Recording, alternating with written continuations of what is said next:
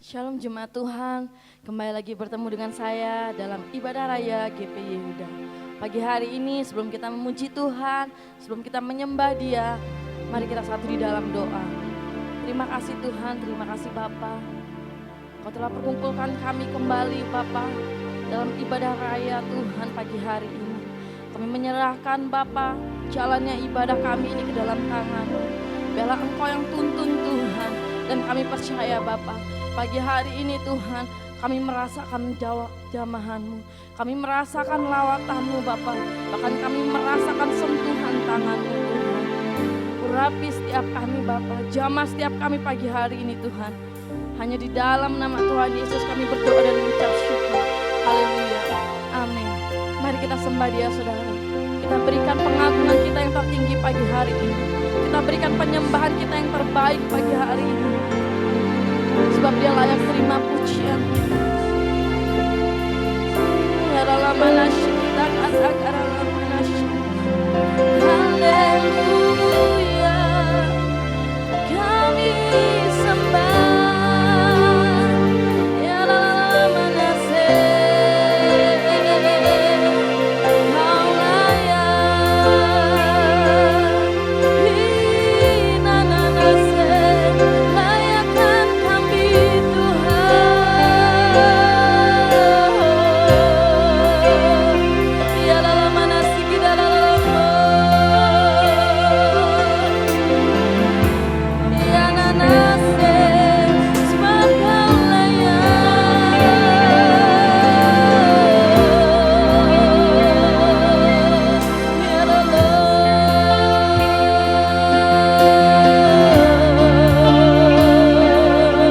Ya dalam manase jamah kami Tuhan.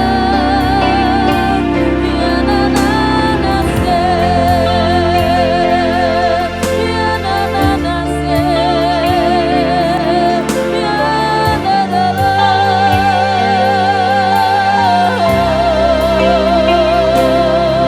ya dalam manase. Haleluya Tuhan.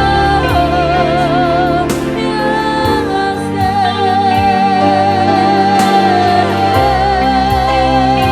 kami terima jamahan-Mu Tuhan yang memulihkan kami.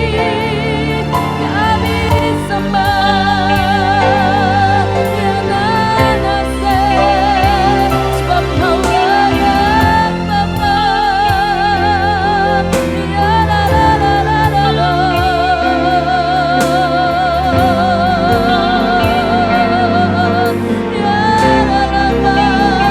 Ya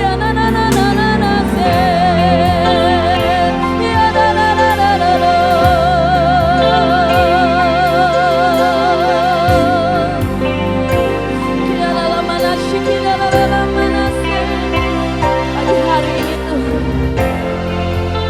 kami membawa Tuhan pergumulan kami ke dalam tangan-Mu Tuhan. Kami membawa Tuhan beban kami Tuhan ke dalam tangan-Mu. Ketika kami datang pagi hari dengan kesungguhan hati, kami percaya Tuhan sesuatu terjadi pagi hari ini. Kami percaya Tuhan kami mengalami pembaruan yang daripada-Mu.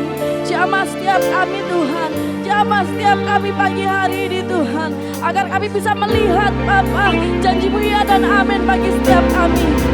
Ya dalam manasyi kita katakan dalam manasyi kita katakan dalam jamah setiap hati kami. Ya dalam manasyi kita katakan dalam manasyi. Ya Roh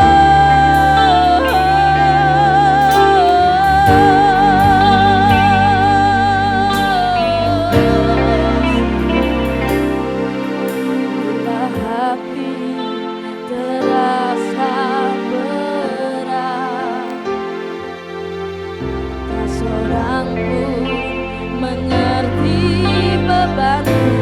Ku tanya Yesus, apa yang harus ku buat? Dia berfirman, mari datanglah.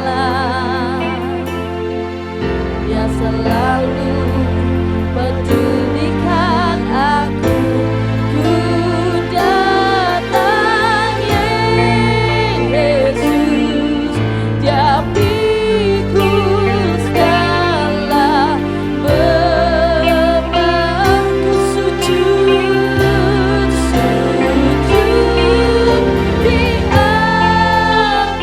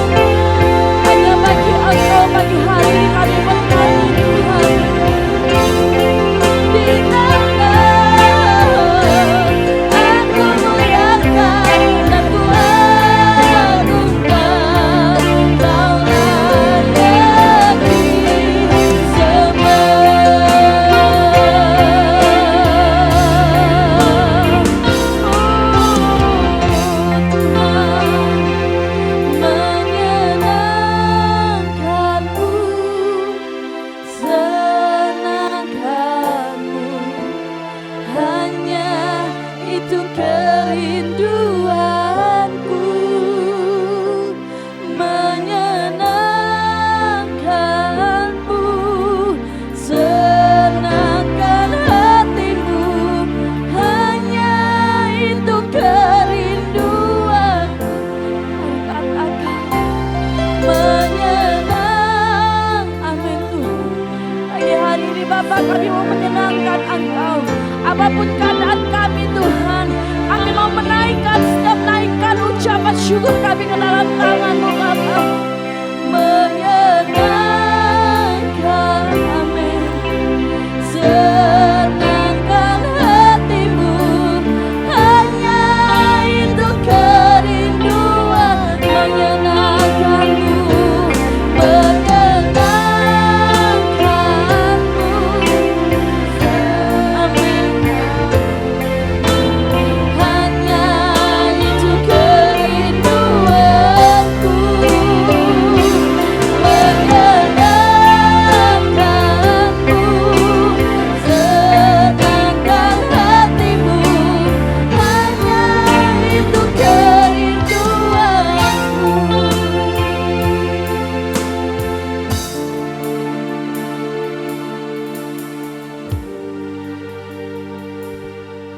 Kiarabaya sakatatan. Innalarabaya sakatatan. Kami bersyukur Bapa. Pagi hari yang indah ini Tuhan, kami selalu menikmati akan kebaikan-Mu. Ajar kami untuk tetap setia, untuk tetap taat. Ajar kami untuk memperbaiki setiap karakter kami untuk sempurna segambar dengan Engkau. Ampuni dan pulihkan kami. Biarlah segala berkat damai sejahtera, berkat sukacita itu melimpah dalam kehidupan kami Tuhan. Berbicaralah bagi kami pagi hari ini. Urapi sidang jemaat-Mu, urapi hamba-Mu Tuhan. Bukan sekedar lagi hamba-Mu yang berbicara, tetapi Engkau pagi hari ini berbicara bagi kami semua. Kami siap mendengarkan isi hati-Mu di dalam nama Tuhan Yesus. Haleluya. Amin. Puji nama Tuhan. Shalom. Apa kabar pagi hari ini? Saya percaya Bapak, Ibu, saudara-saudara sekalian, adik-adik yang terkasih, tetap di dalam perlindungan Tuhan. Dan apapun yang terjadi bagi kehidupan anak-anaknya, saudara tetap menikmati segala kebaikan-kebaikan Tuhan. Saudara yang terkasih di dalam nama Tuhan, pagi hari ini saya rindu kita semua mengalami yang namanya terobosan. Saya rindu umat-umat Tuhan, sekalipun ini masa-masa yang sulit bagi kita, ya, tetapi saya percaya bahwa bagi anak-anaknya, khususnya firman Tuhan berkata minyak dan anggur tidak akan disentuh, ya, oleh persoalan-persoalan yang membuat mereka menderita yang tidak selesai-selesai. Tetapi pencobaan atau ujian itu terjadi, saya percaya kita sedang dididik oleh Dia, dan kita akan menjadi pribadi-pribadi yang menang, bahkan lebih daripada pemenang. Pagi hari ini saya rindu membagikan sebuah kebenaran firman, karena saya rindu Bapak Ibu sekalian, baik yang ada di rumah sekalipun, dimanapun Anda berada, di tempat ini juga, saudara mengalami yang namanya berkat sukacita, berkat damai sejahtera, berkat kesembuhan, dan pemulihan. Ekonomimu juga dipulihkan, keluargamu juga dipulihkan. Pagi hari ini kita berbicara tentang masuk ke dalam dimensinya Allah. Ketika kita memahami, masuk ke dalam dimensinya Allah, artinya saudara dan saya pada pagi hari ini suka tidak suka harus mengikuti apa yang dia mau. Masuk dalam dimensinya Allah artinya dengan supranatural rohnya bekerja, dia akan menerobos, dia akan membuka pintu-pintu yang tertutup, dia akan bekerja menyelesaikan persoalan anak-anaknya satu demi satu akan diselesaikan. Tetapi saudara yang terkasih dalam nama Tuhan, berbicara tentang masuk ke dalam dimensinya Allah, maka saya rindu untuk membagikan di dalam kitab Yesaya pasal ke-30. Memang di sini tidak dikatakan jelas tentang pemulihan atau restorasi. Tetapi ada suatu hikmat yang Tuhan menyatakan pagi hari ini bahwa Tuhan itu panjang sabar, dia betapa mengasihi anak-anaknya. Sekalipun pada saat itu umat-umat Tuhan mengalami yang namanya suatu pencobaan, suatu persoalan yang mereka sendiri buat. Tetapi Tuhan itu tetap mengasihi mereka dan mengembalikan apa yang terhilang. Di dalam Yesaya 30 ini ada sebuah gambaran bagaimana pada waktu itu mereka mengalami yang diserang oleh bangsa Asyur. Ya. Kalau kita lihat kebenaran firman-Nya di dalam Yesaya 30 ini, ya.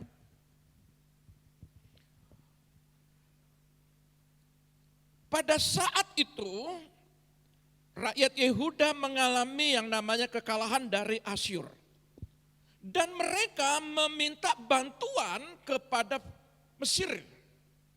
Ya. Nah, beberapa kali Tuhan itu sudah banyak melakukan perbuatan-perbuatan ajaib. Tetapi mereka selalu memotong jalur. Mereka selalu mengambil cara yang singkat, yang bagaimana supaya cepat ditolong. Gambaran buat kita pada saat ini, mari kita belajar di tempat ini. Ketika persoalan, mungkin ketika keadaan kita yang kita alami saat ini, mungkin ada masa-masa yang kurang nyaman, kurang enak.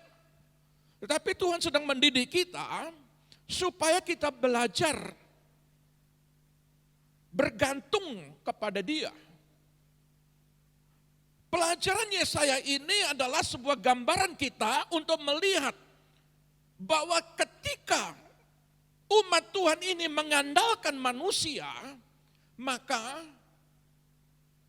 betapa marahnya Tuhan. Apalagi dia bersandar memohon bantuan, berserah penuh supaya persoalannya itu terselesaikan. Pertolongan Mesir ini adalah pertolongan semu. Gereja Tuhan, pertolongan di luar Tuhan itu pertolongan yang semu, yang ada masanya, yang ada ukurannya. Kadangkala ketika kita berharap kepada manusia, seringkali mengecewakan. Tetapi Tuhan tidak pernah mengecewakan. Tetapi apa yang terjadi bagi umat-umat Tuhan di akhir zaman ini, kalau kita bergantung kepada manusia, berharap penuh kepada manusia untuk menyelesaikan persoalan kita, apa yang terjadi? Saudara boleh baca. Saya berharap, saya rindu firman ini untuk kita belajar. Buka hatimu, mungkin firman ini mungkin keras, tetapi biarlah firman ini menyadari kita. Supaya pikiran kita, mindset pikiran kita, ya, kekekehan kita, keteguhan kita untuk menyatakan kebenaran diri kita hari ini harus dihancurkan. Tanpa Tuhan saudara tidak bisa. Ya, coba kita lihat dulu. Yesaya 30 ayat 14. Seperti kehancuran tempayan tukang periuk yang diremukkan dengan tidak kenal sayang. Sehingga di antara remukannya tiada terdapat satu keping pun yang dapat dipakai untuk mengambil api dari dalam tungku atau mencedok air dari dalam bak. ketika kita tidak mengandalkan Tuhan, apa yang terjadi? Maka firman Tuhan berkata, periuk ini bagaikan bejana yang dihancurkan. Supaya apa? Supaya kita sadar. Kadangkala kalau kita tidak menemukan jalan buntu, sudah tidak berdaya lagi, baru kita sadar. Kalau kita masih mampu, kita masih kuat, kita nggak bergantung berharap kepada Tuhan. Bangsa Israel ini, khususnya umat Yehuda ini, bagaikan periuk yang dipecahkan, yang satu keping pun tidak berguna sama sekali. Nah, saudara terkasih, kenapa? Saya pernah membagikan sebuah kebenaran firman di dalam kitab Kejadian. Nah, pada waktu itu kalau kita mundur ke belakang, di dalam kitab Kejadian, saudara lihat.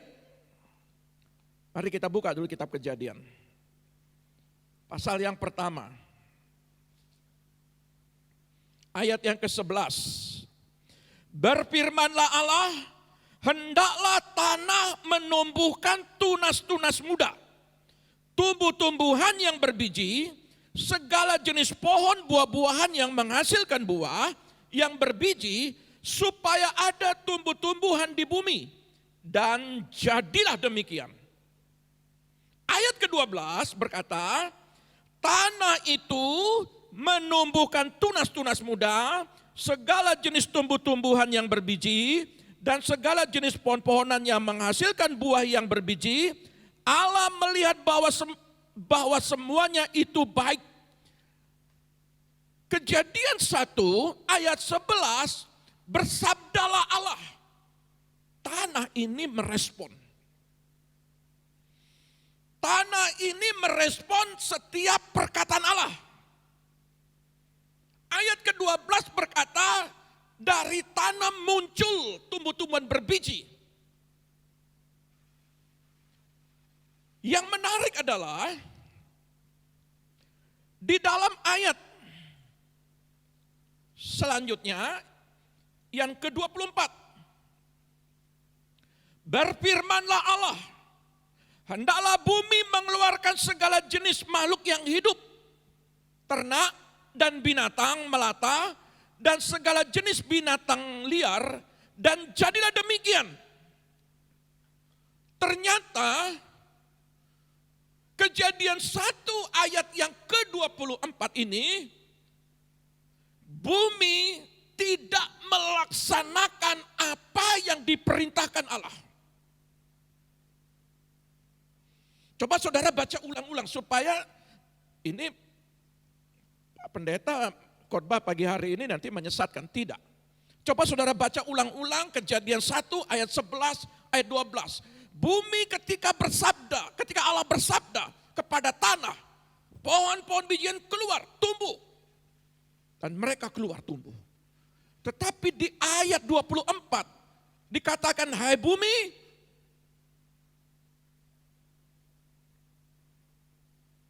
sabda Allah berkata supaya mengeluarkan segala jenis makhluk hidup. Ternyata di sini tanah ada ketidaktaatan. Ada pemberontakan dalam diri tanah ini. Dia tidak merealisasikan apa yang dikatakan Allah. Ya. Coba kita lihat ayat 25. Ayat 25 berkata, Allah menjadikan segala jenis binatang liar dan segala jenis ternak dan segala jenis binatang melata di muka bumi. Allah melihat bahwa semuanya itu baik. Ayat ke-25 ada intervensi Allah. Allah yang menjadikan. Padahal di ayat ke-24, di ayat ke-11 kan 12 dikatakan Allah bersabda supaya tanah bumi ini menghasilkan pohon berbijian. Dia lakukan. Tetapi di ayat 24, ketika sabda itu dikatakan lagi kepada tanah, kepada bumi, dan dia tidak melaksanakan. Maka ayat 25, Allah bertindak. Allah menjadikan. Di dalam Kejadian 2 ayat 19 dikatakan, lalu Tuhan Allah membentuk dari tanah segala binatang hutan dan segala burung di udara. Artinya Allah turut bekerja. Nah, di ayat selanjutnya Allah juga menjadikan manusia, dan manusia dijadikan ada bibit, ada yang namanya bahan, yaitu tanah. Dan dijadikan manusia seperti gambar Allah. Diambil dari tanah ini, tanah yang tidak taat ini, dan dibentuk manusia. Artinya di dalam diri kita sudah ada benih ketidaktaatan. Di dalam diri kita sudah ada benih pemberontakan. Adam pertama diciptakan ada benih ketidaktaatan. Ada bahan baku dari tanah yang tidak taat. Maka ketika Adam kedua lahir, dia lahir dari perkataan sabda Allah. Dan Allah sendiri lahir ada di bumi ini. Saudara yang terkasih, kalau demikian, firman Tuhan mau menyampaikan saat ini,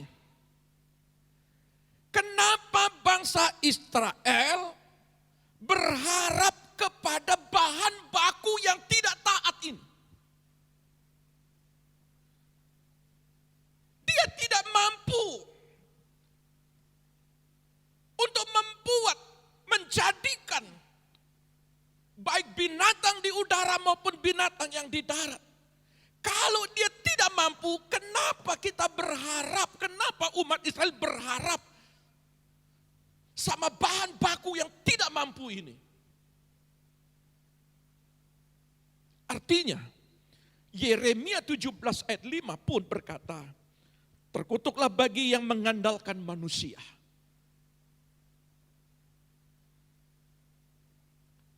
Hanya kepada Allah saja yang bisa menyelesaikan persoalan daripada umat Tuhan, dan yang bisa menyelesaikan persoalan Anda dan saya hari ini.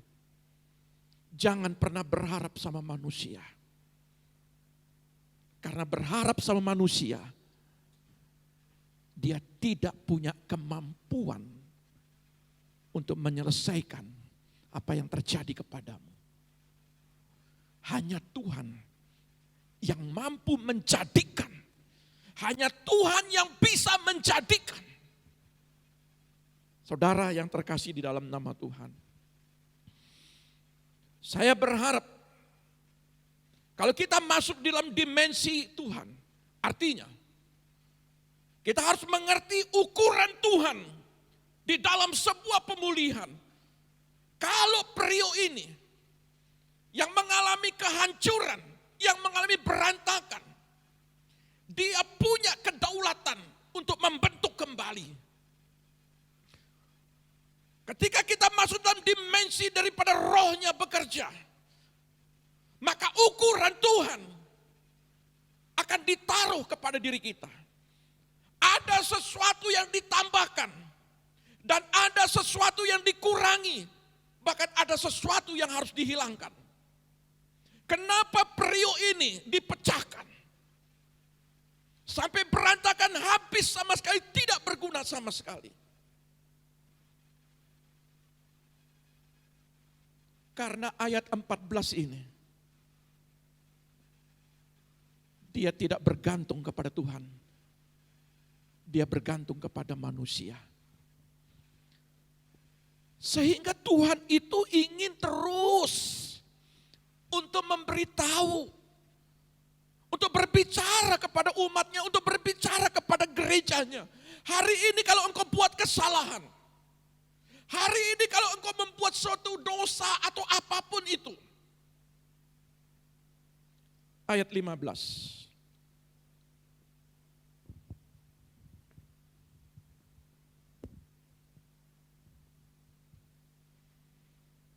Sebab beginilah firman Tuhan Allah yang Maha Kudus, Allah Israel. Dengan bertobat dan tinggal diam kamu akan diselamatkan. Dalam tinggal tenang dan percaya terletak kekuatanmu. Tuhan akan memulihkan. Tuhan akan memulihkan, periuk ini akan berfungsi kembali. Tapi Tuhan mau rindu supaya kita itu dipulihkan, bertobat dulu. Dan percaya. Mungkin hari-hari ini kau mengalami yang namanya sudah tidak berdaya sama sekali. Tuhan, hari ini pencobaannya begitu luar biasa. Mungkin pencobaan itu yang kita buat sendiri. Kesalahan yang kita buat sendiri. Dan kalau kita alami seperti bangsa Israel di ayat ke-14 ini. Sudah tidak berdaya, sudah tidak bisa dipakai lagi, tidak berfungsi lagi.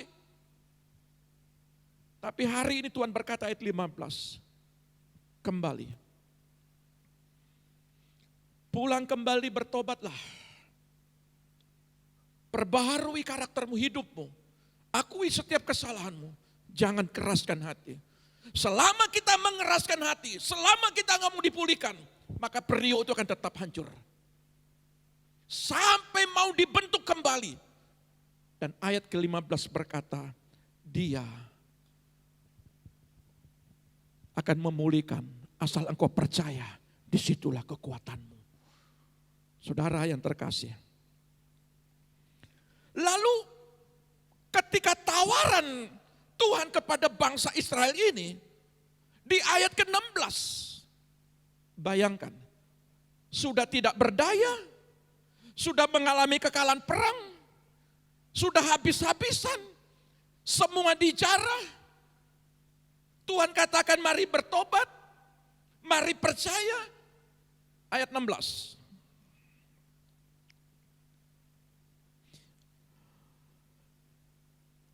Ayat 15 terakhir, tetapi kamu enggan. Kamu berkata, bukan kami mau naik kuda dan lari cepat. Maka kamu akan lari dan lenyap. Katamu pula, kami mau mengendarai kuda tangkas. Maka para pengejarmu akan lebih tangkas lagi. Saudara menganggap diri saudara hebat. Saudara menganggap diri saudara mampu. Oke. Firman Tuhan yang kau baca baik-baik.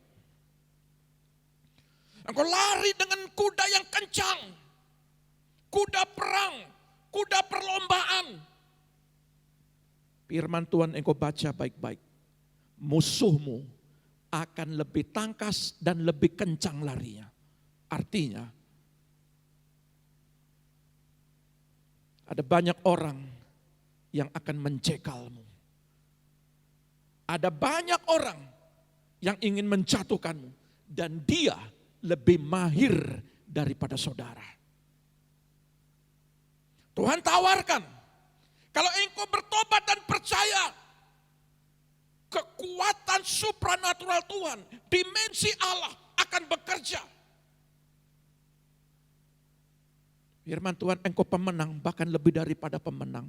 Tapi kalau mengandalkan bumi, mengandalkan tanah liat, mengandalkan tanah yang sudah ada bibit ketidaktaatan, sudah ada bibit pemberontakan ini,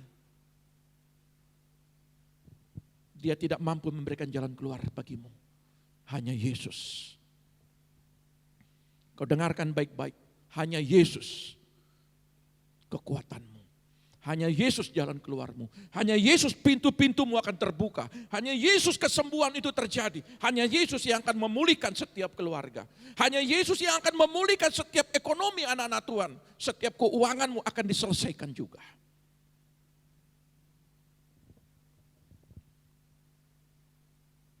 Lalu periuk ini Tuhan akan pulihkan. Saudara lihat di dalam kitab Roma.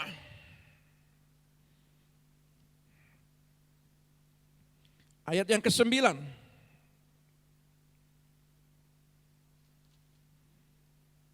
Roma 9 ayat yang ke-20. Siapakah kamu, hai manusia? Maka kamu membantah Allah.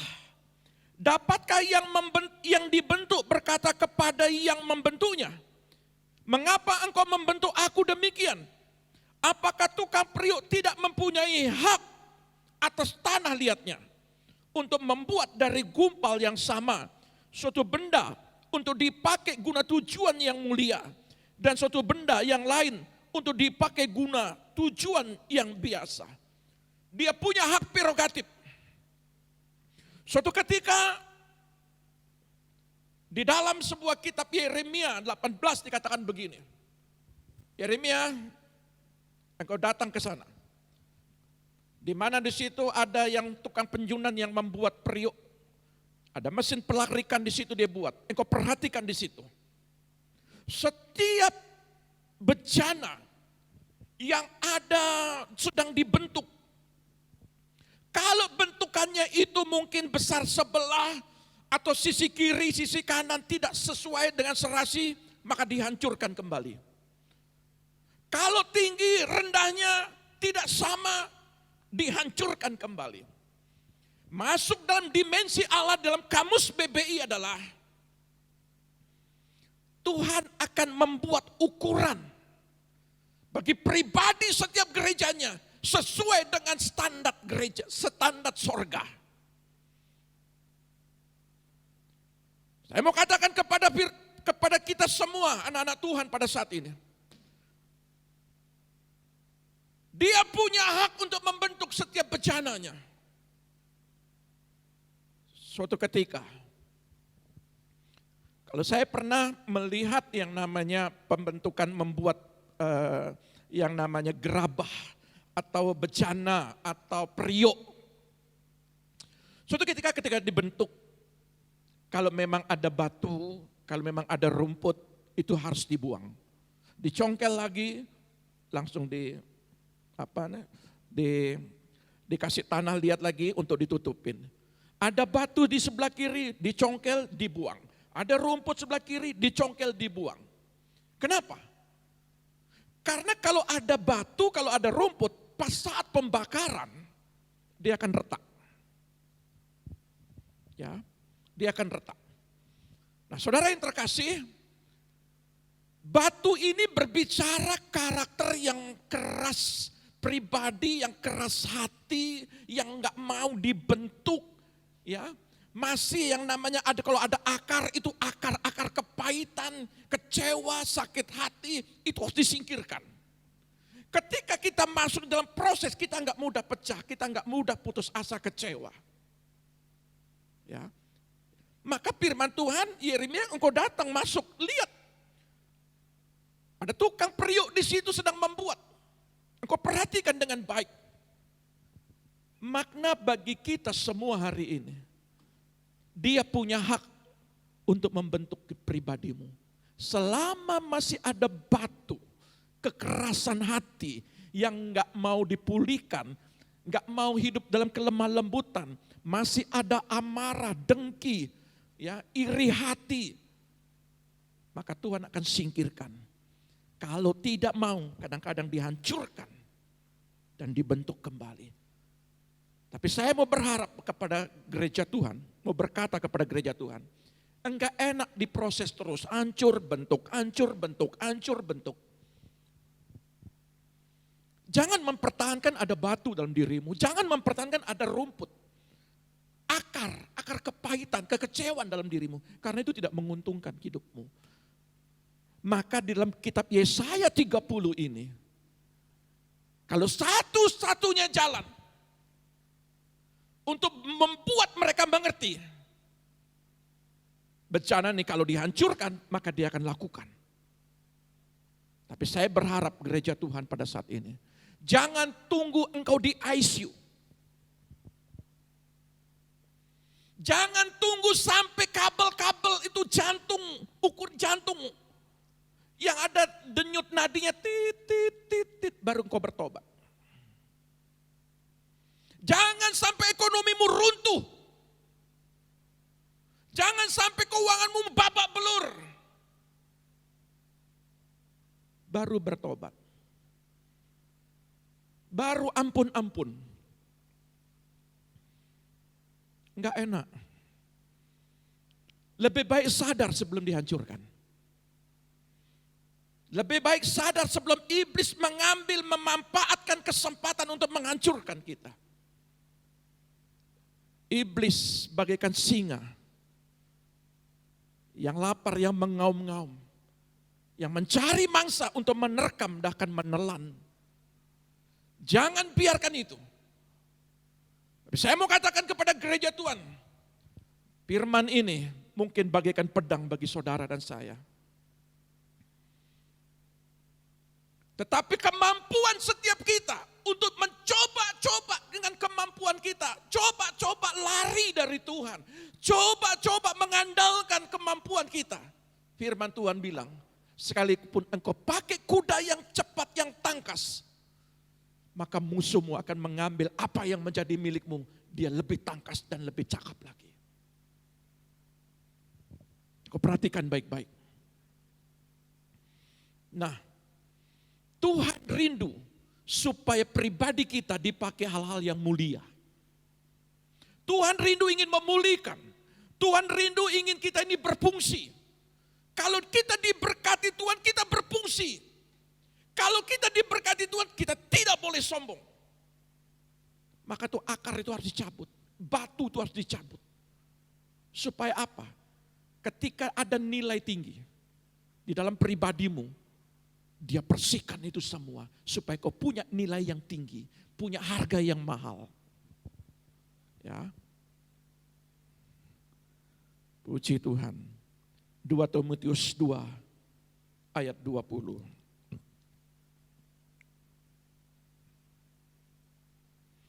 2 Timotius 2 ayat 20 sampai 21. Dalam rumah yang besar bukan hanya terdapat perabot dari emas dan perak, melainkan juga dari kayu dan tanah. Yang pertama dipakai untuk maksud yang mulia, dan yang terakhir untuk maksud yang kurang mulia. Jika seorang menyucikan dirinya dari hal-hal yang jahat, ia akan menjadi perabot rumah untuk maksud yang mulia. Ia dikuduskan, dipandang layak untuk dipakai tuannya, dan disediakan untuk setiap pekerjaan yang mulia. Saudara adalah logam mulia. Logam emas dan perak ada dalam diri saudara. Saudara ketika masuk dalam proses pembakaran, ada proses yang namanya dibakar 7 kali panasnya. Logam ini akan dipisahkan dari tanah. Supaya muncul logamnya, emasnya bagaimana? Proses. Maka berbahagialah engkau dalam proses Tuhan. Jangan pernah marah dengan proses Tuhan. Jangan marah dengan ketika engkau mengalami proses. Engkau dilukai orang, dicaci maki orang. Jangan pernah marah. Kenapa? Karena dia menjadi alatmu untuk memperbaiki, memproses karaktermu. Supaya muncul emas. Kalau itu muncul emas, Anda punya nilai yang tinggi. Harga Anda itu mahal. Tetapi kalau kayu itu meskipun dibalut dengan emas, tetapi ada sifat lapuknya. Kalau itu tanah, Kejadian 1 ayat 11 24 dan 25 coba lihat. Kejadian 1 ayat 24 coba lihat. Tanah pun tidak mampu menjadikan daripada binatang. Di dalam tanah itu, dalam diri kita itu tidak ada kemampuan. Karena roh yang memberikan kita kemampuan, daging ini akan jadi tanah. Tapi roh, dia bersama-sama dengan Tuhan. Roh itu tidak pernah mati. Di dalam sendiri saudara, ada kekuatan Allah. Kalau saudara masuk dalam dimensinya Tuhan. Mau dibentuk, mau dijadikan, mau dibakar. Satu kali perapian sudah enggak tahan. Marah. Belum 7 kali, firman Tuhan berkata 7 kali perapian. Baru emasnya muncul. Baru 1 kali, baru 2 kali. Sudah undur, sudah tinggalkan Tuhan. Saudara, saya berharap mental saudara jangan mental kerupuk. Iman itu jangan iman kerupuk. Digoreng, dia membesar, ketika dimakan, dia sisa sedikit. Dihancurkan, mudah hancur. Kelihatannya indah. Tapi iman saudara bukan iman itu, saya percaya itu. Iman saudara iman batu karang. Iman saudara bukan iman kerupuk. Yang digoreng membesar, tiba-tiba diremek begini, jadi hancur. Ya. Saudara yang terkasih dalam nama Tuhan. Tuhan ingin memakai saudara dengan hal-hal yang mulia. Kalau Yesaya 30 ini, ketika periuknya dihancurkan, dia ingin membentuk kembali supaya menjadi hal-hal yang mulia. Saudara lihat. Coba lihat Yesaya 30 ayat yang ke-18.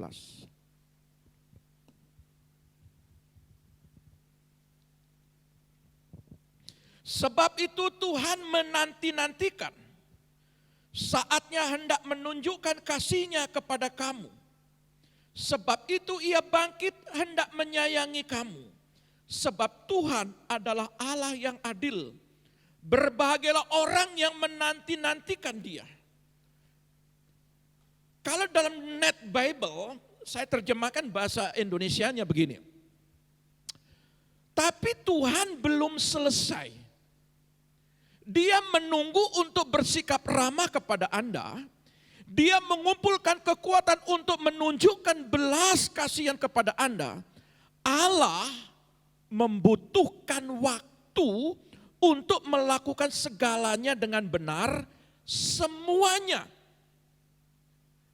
God takes the time to do everything right. Everything, semuanya.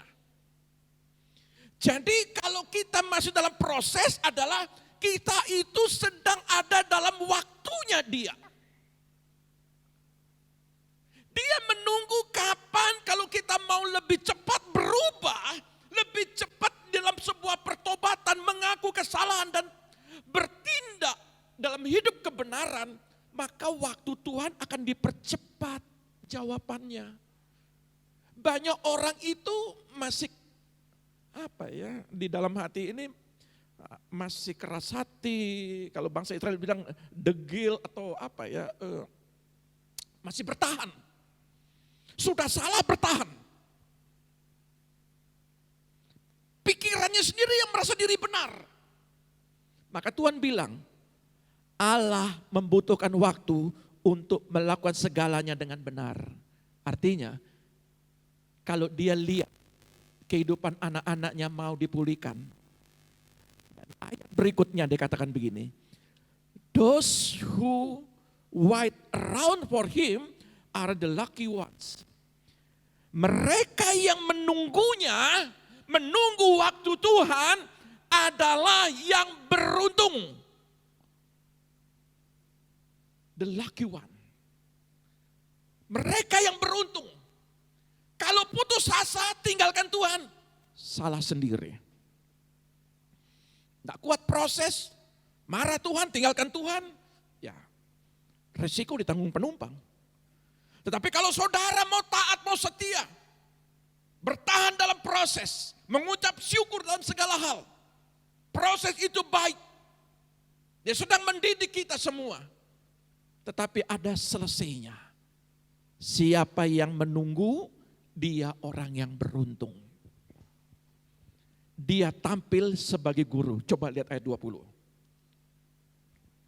Ya.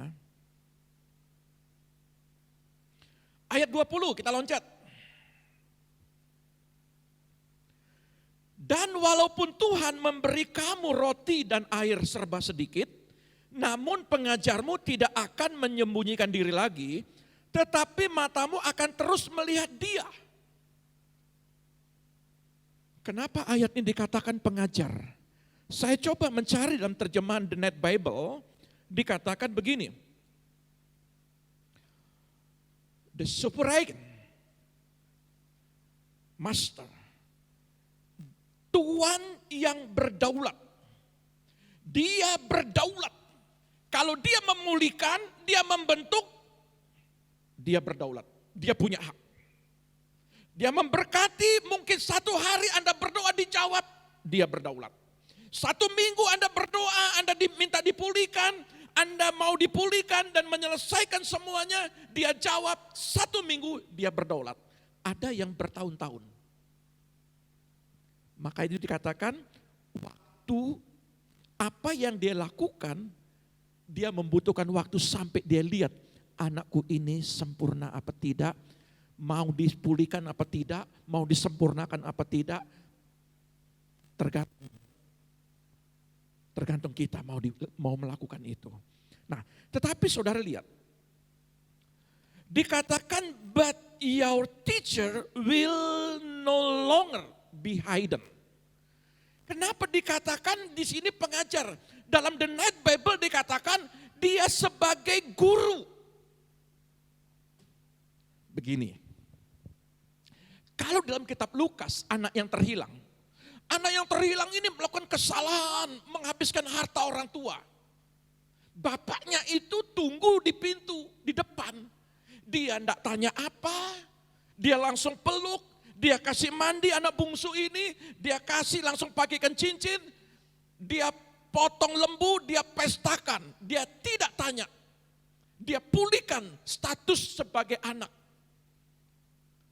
Tetapi di Yesaya 30, dia tampil sebagai guru. Kenapa? Saudara lihat ayat selanjutnya. Ayat 21. Ya. Dan telingamu akan mendengar perkataan ini dari belakangmu. Inilah jalan, berjalanlah mengikutinya. Entah kamu menganan atau mengiri. Kalau kita lihat di dalam terjemahan lain, bahasa Indonesia sehari-hari. Bila kamu menyimpang dari jalan, di belakangmu akan terdengar suaranya yang berkata, inilah jalannya, ikutilah jalan ini. Artinya, kalau dia tampil sebagai guru, dia sedang mendidik kita di tengah persoalan. Sekalipun bencana ini dihancurkan, dia akan mendidik, akan memulihkan bencana pribadi kita. Kalau kita ke kanan, kalau kita ke kiri, kalau kita tersesat, dia yang akan mengarahkan, menuntun kita. Tapi sering kita nggak mau diarahkan. Sering kali kita memberontak karena bibit, karena bahan baku kita ini sudah dalam kejadian, sudah ada ketidakmauan, sudah ada ketidaktaatan. Maka itu harus dibentuk. Tuhan terus membentuk. Dikatakan bahwa gurumu ini, pengajarmu tidak akan pernah menutup mata, aku akan lihat terus. Bagaimana dia menuntun pribadimu saat ini.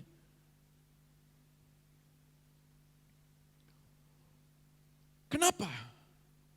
Karena Allah itu punya tujuan. Ketika nanti dalam kitab selanjutnya, dikatakan, hai umatku, kalau kamu akan menikmati susu dan madu, Kamu keluar dari Mesir. Kamu tidak mengandalkan lagi Mesir. Sekalipun kamu melewati yang namanya laut kosong, laut terbelah. Masuk dalam pembentukan 40 tahun. Tetapi intinya, kamu masuk dalam tanah perjanjian, hai umatku. Tujuan didikan ini, ayat 23. Lalu Tuhan akan memberi hujan bagi benih yang baru kamu taburkan di ladangmu. Dan dari hasil tanah itu kamu akan makan roti yang lezat dan berlimpah-limpah. Pada waktu itu ternakmu akan makan rumput di padang rumput yang luas. Tujuan Tuhan adalah supaya kita tidak mengandalkan bumi. Supaya kita tidak mengandalkan manusia. Andalkan Tuhan. Ketika engkau menanam benih itu subur. Apa yang kau kerjakan lewat tanganmu. Usaha apa saja yang kau kerjakan akan dibuat berhasil. Karena Tuhan. Bukan karena modalmu. Bukan karena kepintaranmu. Bukan karena orang di sekelilingmu, di sekitarmu. Bukan. Itu semua karena Tuhan.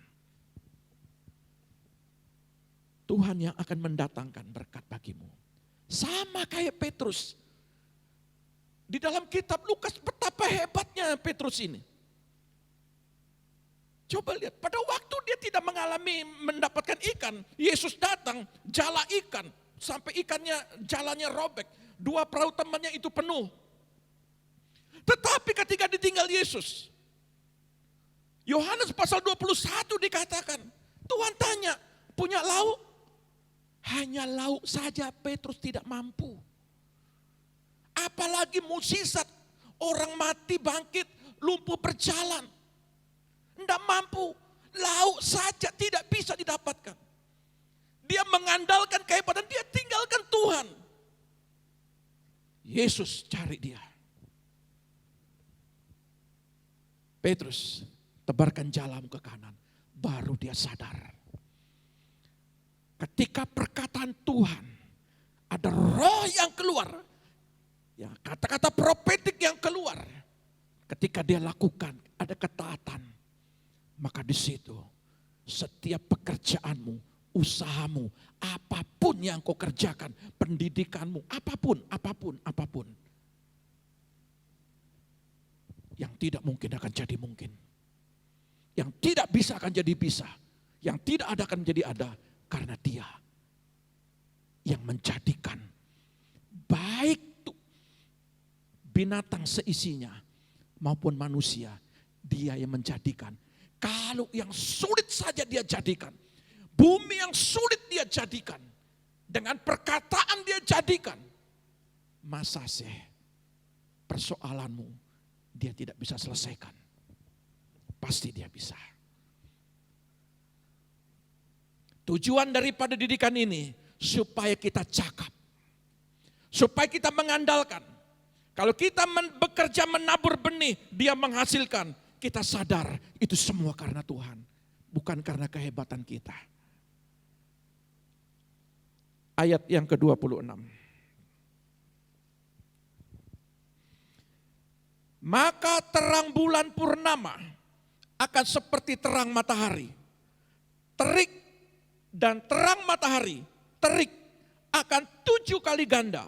Yaitu seperti terangnya 7 hari pada waktu Tuhan membalut luka umatnya dan menyembuhkan bekas pukulan.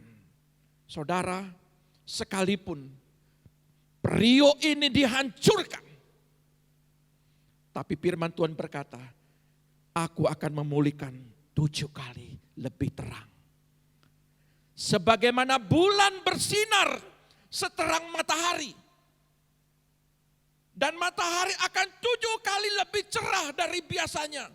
Seperti terang 7 hari dikumpulkan menjadi satu. Semua itu akan terjadi pada waktu Tuhan membalut, memulihkan, merestorasi, menyembuhkan luka-luka umatnya yang sudah dideranya. Anda dan saya akan masuk dalam sebuah restorasi. Dan restorasi itu melebihi daripada apa yang sudah pernah terhilang. 7 kali terangnya. Tuhan ingin memulihkan. Melebihi daripada apa yang sudah terhilang. Itu Bapa kita. Itu Tuhan kita. Andalkan Tuhan. Jangan andalkan manusia. Engkau kecewa. Manusia membantumu itu terbatas. Tetapi Tuhan dikatakan siapa yang sanggup.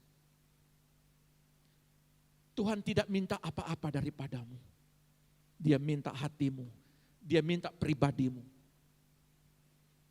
1 bintang.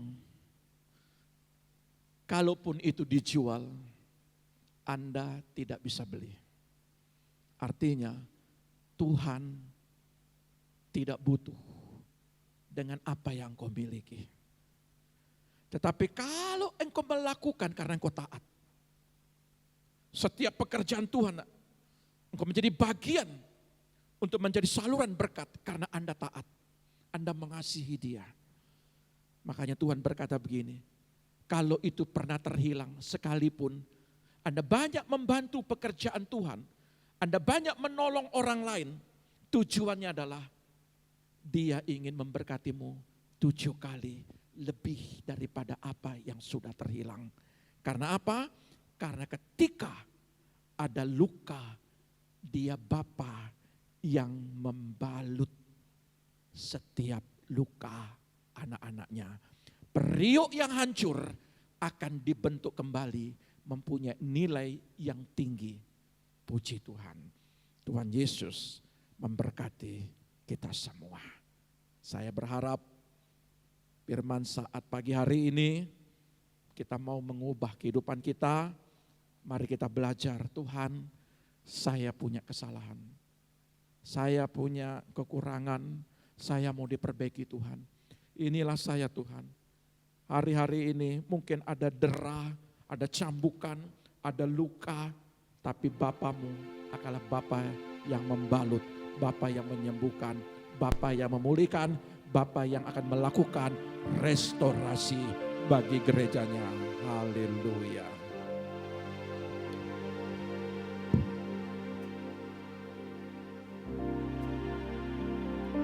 Kenarabaya sakata. Hanya kepadanya ku kan berlari di saat ku bimbang dalam hidupku, yang aku percaya dalam hadiratnya ada kekuatan yang baru. Walau ku melangkah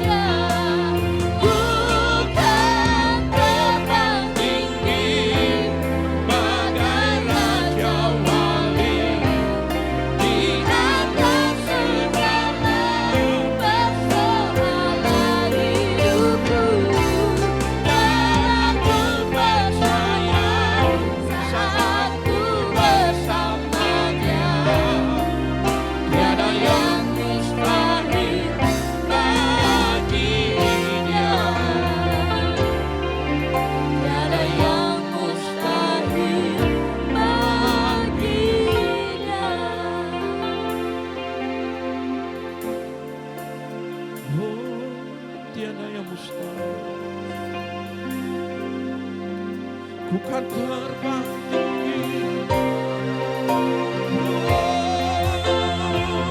bagai Raja Wali,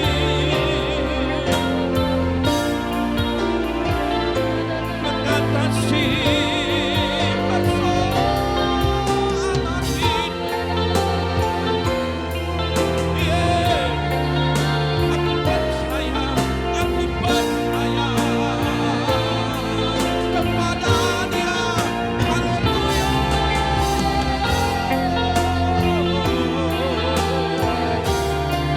Aku percaya tiada yang mustahil. Tiada yang mustahil baginya. Haleluya.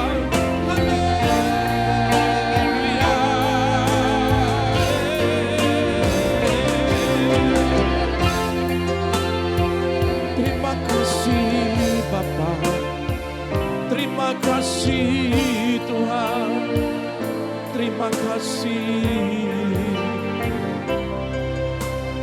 Haleluya. Yang kami yakini adalah Tuhan, Engkau adalah sumber jawaban bagi umat-umat-Mu. Tidak pernah Engkau menutup telinga dan menutup mata. Ketika ada pergumulan anak-anak-Mu, tahun ini adalah perkara besar. Tahun ini adalah perkara pemulihan. Tahun ini adalah perkara jawaban demi jawaban akan terjadi. Aba percaya Tuhan, ketika kami masuk dalam dimensinya Allah, yaitu Roh Kudus yang bekerja dengan supranaturalnya, maka Tuhan bekerja dalam sebuah restorasi, memulihkan segala aspek. Semua akan dipulihkan. Semua akan dipulihkan Tuhan. Keluarga akan dipulihkan Tuhan. Penyakit-penyakit akan disembuhkan Tuhan. Setiap ekonomi akan dipulihkan Tuhan. Terima kasih Bapa. Terpujilah nama-Mu.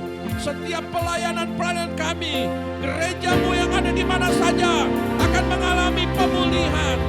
Kinala rabaya sakat akal arabaya. Kau besar, Yes. perbuatanmu ajaib, tiada seperti Engkau,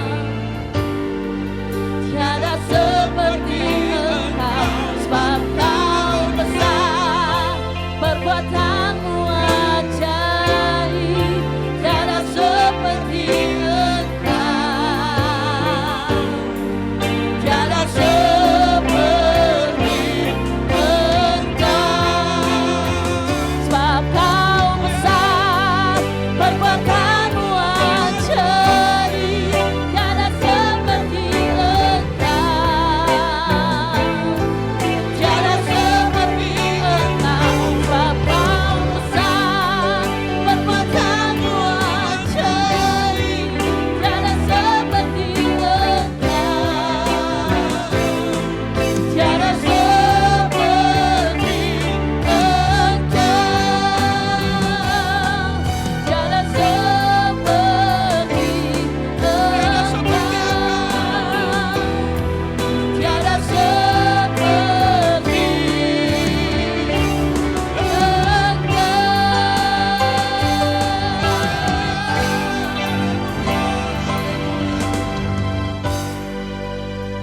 Allah yang kami sembah, Allah yang hebat. Allah yang memulihkan, yang hancur dibentuk kembali sehingga berfungsi sesuai dengan maunya Dia. Kami bersyukur Tuhan, proses membawa kami menjadi muncul logam mulia sebagai emas yang murni, punya nilai yang tinggi. Itulah gambaran gereja-Mu di akhir zaman. Tidak akan pernah goyah, tidak akan pernah goncang. Dan pengharapan mereka, iman mereka adalah iman kepada Yesus sumber jawaban. Tahun ini Tuhan, tahun pemulihan. Tahun ini Tuhan, tahun diberkati gereja Tuhan. Tahun ini Tuhan, tahun di mana anak-anak Tuhan menikmati susu dan madu. perkara besar terjadi. Haleluya, haleluya. Kami terima janji-Mu ya dan amin. Angkat kedua belah tanganmu, terimalah berkat Bapa. Diberkatilah keluargamu, diberkatilah anak-anakmu, diberkatilah kesehatanmu, diberkatilah pendidikan anak-anakmu, diberkatilah lumbung-lumbungmu. Apa yang engkau kerjakan dengan tanganmu akan dibuat berhasil. Setiap kakimu melangkah akan selalu dituntun oleh Dia. Sehingga penuhlah sukacitamu. Engkau diberkati di bumi, engkau juga akan diberkati di sorga. Bersama-sama dengan Tuhan kali yang kedua. Berbahagialah setiap umat yang mau dibentuk dan diproses sempurna ukurannya Tuhan. Terpujilah dalam nama Bapa, Putra dan Roh Kudus, dalam nama Tuhan Yesus yang diberkati, katakan haleluya, amin. Tuhan Yesus memberkati kita semua.